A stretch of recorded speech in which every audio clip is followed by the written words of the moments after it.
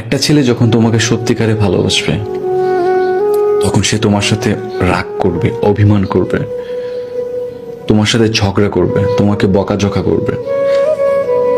তোমার সাথে কাউকে সহ্য হবে না তার।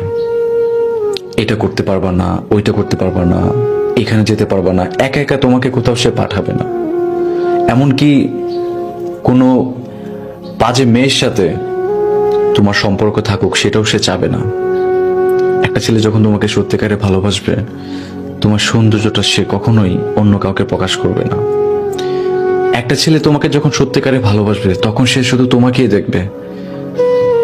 পুরুষ জাত এমন একটা জাত, তোমার শরীরের গন্ধটা যদি বাতাসে অন্য কারো নাকে যায় সেটাও সে সহ্য করবে না, কারণ তুমি শুধু একান্তই তার, অন্য কারো না।